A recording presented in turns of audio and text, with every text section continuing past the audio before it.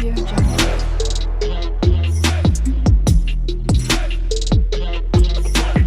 Audio Jungle. प्रश्न 16। बसंत आता नहीं ले जाता है, जो चाहे और जब चाहे अपने पर ले आ सकता है। इस उक्ति का विवेचन हजारीप्रसाद द्विवेदी द्वारा लिखित बसंत के आधार पर कीजिए।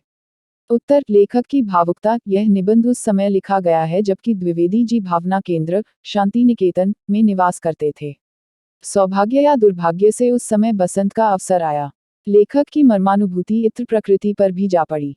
वहां उसने वैषम्य की भावना देखी, जो कि सर्वथा मनुष्य की प्रकृति पर भी घटित होती है। इस भावात्मक पर सीमित कलेवर वाले निबंध में द्विवेदी जी ने शांति निकेतन के अपने निवास के चारों ओर के वृक्षों के प्राकृतिक विकास का अनुभूतिपूर्ण दिग्दर्शन कराया है।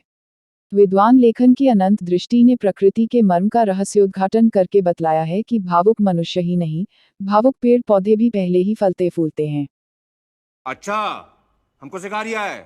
बसंतागमन पर शांति निकेतन में स्थित वृक्ष लेखक ने इस निबंध में अपने समीपस्थ वृक्ष का अवलोकन करते हुए बतलाया है कि जब बसंत आ गया है, इस अदृश्य की प्रतिध्वनि कवि समाज के साथ ही साथ इतर प्राणियों पर भी गूंज रही है, तब इस शांति निकेतन में स्थित कुछ वृक्षों पर ऋतुराज के आगमन की सूचना पूर्व से ही मिल गई है, जिससे वे अपने पलक पावड़े स्वागत के लिए पुष्पों और नई कोपलों के रूप में सज्जित किए हुए हैं, पर कुछ को उनकी दीर्घसूत्रता के कारण अथवा अन्य कारणों से बसंतागमन की पूर्व सूचना ही उपलब्ध नहीं हो सकी।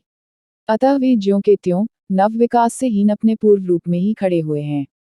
यह सूचना का कार्य संपूर्ण प्रकृति में किस प्रकार फैलाया जाता है, इसके विषय में लेखक ने जिज्ञासा जागृत की है। बसंतागमन पतझड़ करता हुआ बसंत जब आता है तो पहले सबको संन्यस्त और त्यागमूर्ति बनाकर उनका पूर्व संचित बनकर उन्मुक्त भाव से पतझड़ के द्वारा दान करा देता है। तभी आभा अपार रूप में पल्लवों, कोंपलों और पुष्पों की संपत्ति उन्हें बांट देता है। शिरीष की स्थिति बताते हुए लेखक ने कहा है कि उसके पत्ते झड़ गए हैं, अवशेष किंचित वायु के वेग से झड़ रहे हैं, फिर भी अभी तक बसंत आने पर भी नवीन पल्लवों और पुष्पों का निशान तक नहीं है। एक नीम का तरुण वृक्ष है जिसमें कुछ नवीन किसलिकाओं का प्रफुल्लित होना अवश्य दिखाई दे रहा है और अपने संपूर्ण विकास के संकेत रूप में गुरुदेव रवींद्र के हाथ से लगाई हुई दो चूड़ाएं हैं, जो अभी नादान हैं, अतः यही नहीं, अभी और सुनिए। हरी भरी रहकर भी फाल्गुन आषाढ़ मास की दशा को प्राप्त हैं। अमरूद के वृक्षों की दशा तो अपनी निराली है, इसके लिए तो सदैव बसंत सा ही रहता है। उनके ऊपर पुष्पों के दर्शन तो माघ और जेठ सभी महीनों में हो जाते हैं। मल्लिका का गुल बस जी भर रहा है, उसमें नवीनता का कोई संचार नहीं हुआ। कवियों के समाज में नई क्रांति मचने पर भी करवीर और कोविदार के झाड़ विकास से अछूते ही हैं। इसके अतिरिक्त विषमता यहाँ तक है कि समान परिस्थिति वाले वृक्ष भी समान रूप से विकसित नहीं हो पा रहे हैं। निर्बलों में भावुकता। लेखक के निवास सम्मुख स्थित कचनार का वृक्ष स्वस्थ और सबल होते हुए भी शाख पुष्प धारण किए हुए है। हम वृक्ष के प्रति लेखक का ममत्व विशेष रहा है, फिर भी उसका आशानुकूल विकास नहीं हो पाया है। कमजोर प्राणियों में भावुकता अधिक होती है। इस कथन से लेखक ने इसकी अविकसित स्थिति की पुष्टि की है। कितने शानदार विचार रखते हैं जी। प्रकृति में भी विषमता। भारत के नवयुवक उमंग और उत्साह से हीन दिखाई देते हैं, ऐसा पढ़ने को मिलता है, पर लेखक की दृष्टि से तो भारत के पेड़ पौधे भी उमंग से हीन दिखाई देते हैं, क्योंकि जो अविकसित वृक्ष हैं, उन्हें अभी तक यही पता नहीं चल पाया है कि बसंत आ गया है। महुआ और जामुन को ही देखे सर्वथा और सर्वथा बसंत की स्थिति बहुत बाद को प्राप्त होती है। इससे ऐसा प्रतीत होता है कि बसंत के आगमन की गति बड़ी तीव्र होती है और उसका प्रभाव सभी पर समान नहीं होता। किसी पर 15 दिन का होता है और किसी पर 9 महीने का। मस्त अमरूद का बसंत तो 12 महीने का ही होता है।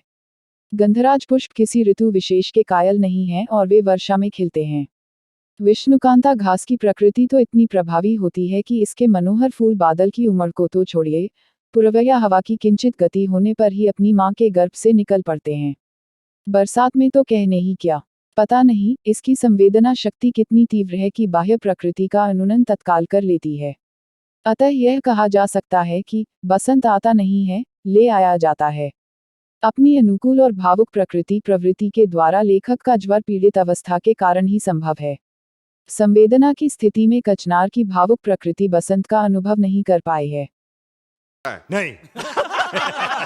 प्रश्न 17। बसंत आ गया है, निबंध का सार अपने शब्दों में लिखिए। उत्तर, हजारी प्रसाद द्विवेदी जी ने बसंत आ गया है नामक निबंध में बसंत आगमन पर होने वाली विभिन्न प्रतिक्रियाओं को रोचक शैली में प्रस्तुत किया है। उनकी नज़र इतनी पैनी है कि प्रत्येक गतिविधि तथा परिवर्तन को उन्होंने देखा है।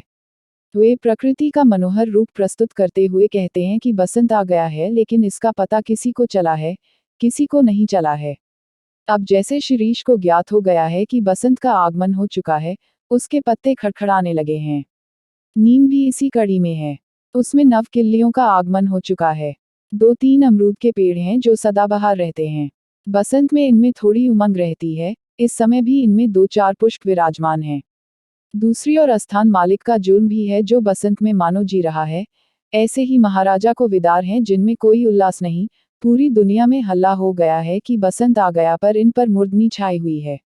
लेखक कह रहा है कि मैं पढ़ता लिखता रहता हूँ, इस आधार पर तो बसंत आ गया है, लेकिन जंगल में कई जगह तो खबर ही नहीं कि बसंत आ गया है और कुछ ज्यादा ही फल फूल रहे हैं।